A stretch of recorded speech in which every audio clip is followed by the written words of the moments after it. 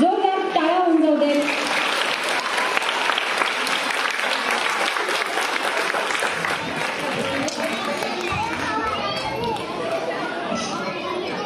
आजच्या कार्यक्रमासाठी लाभलेले प्रमुख पाहुणे हे शिक्षण क्षेत्रातील सन्माननीय व्यक्ती आहेत. त्यांची ओळख आपल्या सर्वांना मी थोडक्यात करून देते. आपल्याला लाभलेले प्रमुख अतिथी माननीय श्री विष्णू गणपत बोरस्ते सर यांनी BSc B.Ed असे शिक्षण घेतलेले असून सुमारे 12 वर्ष कर्मवीर काकासाहेब वाघ विद्याभवन भाऊसाहेब नगर तालुका निफाड जिल्हा नाशिक येथे माध्यमिक शिक्षक म्हणून ते कार्यरत होते. त्यानंतर 1987 मध्ये त्यांची लोकसेवा आयोगामार्फत राजपत्रित अधिकारी म्हणून निवड झाली. त्यांनी गटशिक्षण अधिकारी म्हणून पंचायत समिती डहाणू, पंचायत समिती निफाड, पंचायत समिती चोपडा या ठिकाणी कार्य केलेले आहे.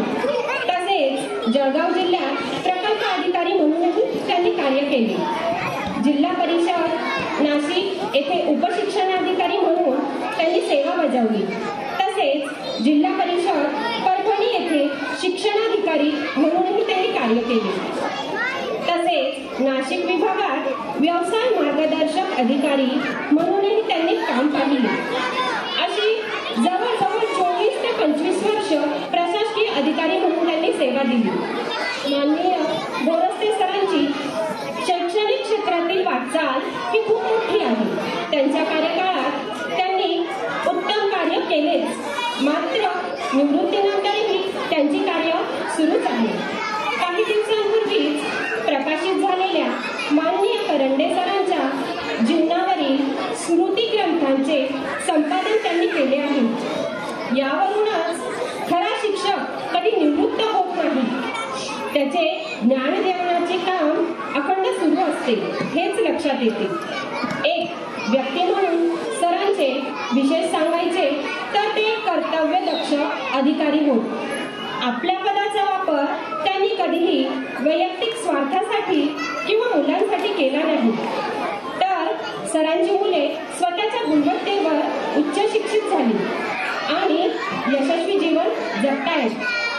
आणि आणखी वेगळी ओळख सांगायची तर ते आपल्या विष्णू दादांचे शिक्षकही होत. अशा उल्लेखनीय कार्य करणाऱ्या माननीय श्री बोरस्ते सरांचा सत्कार संस्कार निकेतन शाळेच्या मुख्याध्यापिका पल्लवीताई करतील. सरांनी सत्कार स्वीकारावा अशी मी त्यांना विनंती करते.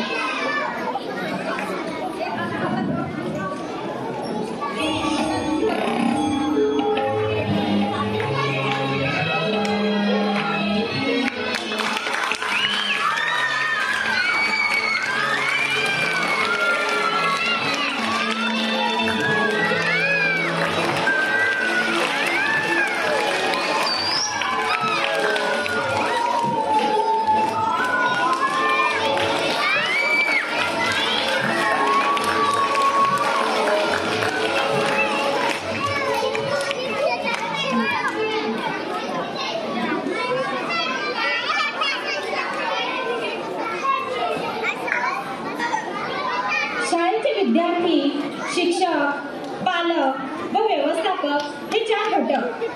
त्यामुळे पालक यांना अतिथी म्हणणे उचित नाही. पालक संस्कार निकेतन परिवाराचेच घटक. इथे उपस्थित झालेले श्री अनुप भणगे व सौ पूनम भणगे हे आपल्या शाळेतील पालकांचे प्रतिनिधित्व करत आहेत. त्यांचा सत्कार वैदिक पाठशाळेचे प्रधानाचार्य श्री प्रभाकर दादा पवार हे करतील. पालक दाम्पत्य श्री व सौ भणगे यांनी सत्कार स्वीकारावा अशी मी त्यांना विनंती करते.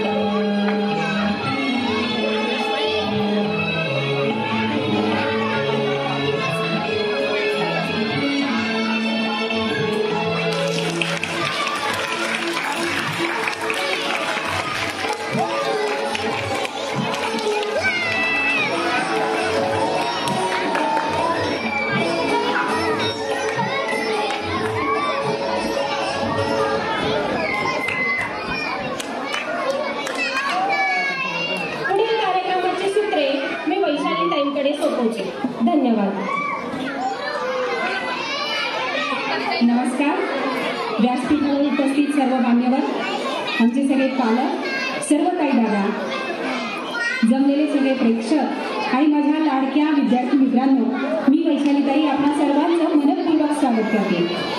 आज आपल्या शाळेचा सांस्कृतिक कार्यक्रमाच्या निमित्ताने आपण सगळे इथे जमलोय। फार आतुरतेने या बालकलाकारांच्या विविध गुणदर्शनाची उत्सुकतेने आपण वाट पाहत आहोत। पण काही गोष्टी मला आता इथे सांगाव्याशा वाटतात।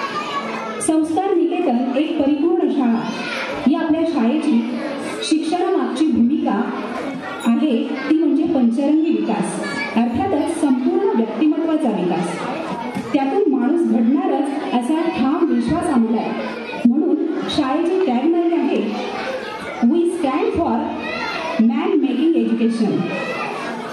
एकूणच काय तर माणूस हा महत्त्वाचा आहे, मग तो कोणत्याही धर्माचा असो किंवा पंथाचा।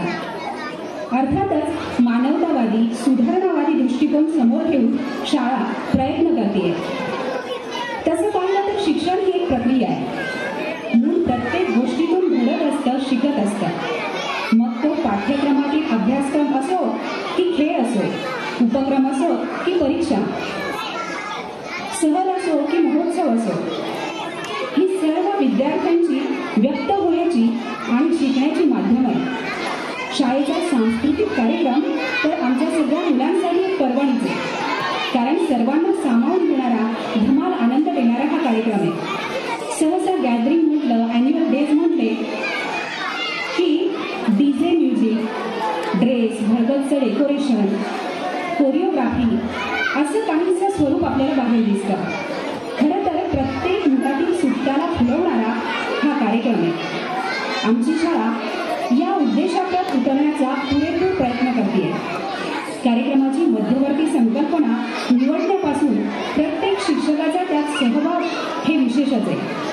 संकल्पनेनुसार गाणी निवडणं, त्यावर नृत्य बसवणं, नाटकाची स्क्रिप्ट लिहिणं, डेकोरेशन करणं, या सगळ्यात शिक्षक आणि विद्यार्थ्यांचा संपूर्ण सहभाग आपल्याला बघायला मिळतो।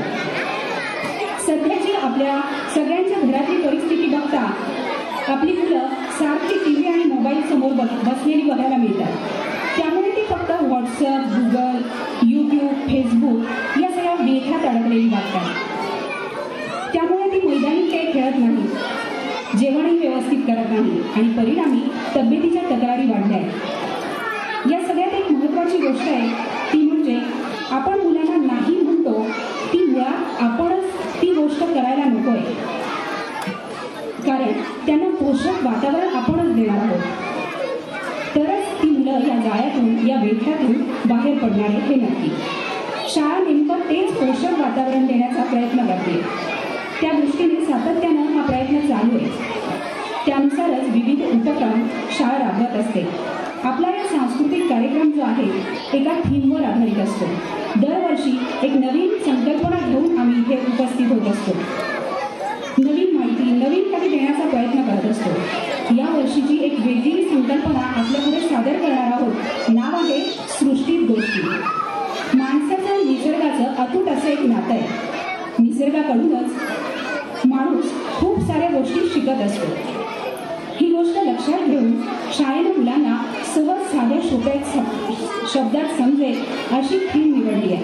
त्यानुसार नाटिका, गाणी या सगळ्या गोष्टी यात आहेत। मुलांना जरी सगळा अर्थ समजत नसला तरी देखील सांस्कृतिक कार्यक्रमाच्या निमित्तानं गेली 15-20 दिवस सराव सुरू असताना गाणी ऐकून तो एक माहोल तयार झालेला असतो, एक वातावरण असतं आणि मग आपोआपच या मुलांमध्ये खूप साऱ्या गोष्टी आपल्याला बघायला मिळतात, जाणवतात। सगळी गाणी मुलांना आपोआप तोंडपाठ होतात। एका दोन मुलं नाचायला लागतात, गायला लागतात। एकूणच काय तर पोषक वातावरण त्यांना दिलं जातं।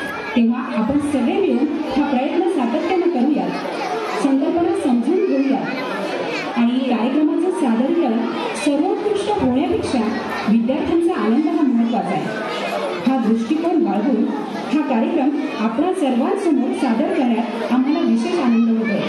तेव्हा या कार्यक्रमाचा आपण मनमुराद आनंद घेऊयात। धन्यवाद। आता यानंतर मी प्रमुख पाहुण्यांना विनंती करते की त्यांनी आम्हाला त्यांचं मोलाचं मार्गदर्शन करावं। त्यासाठी मी माननीय गोरस्ते सरांना इथे आमंत्रित करते.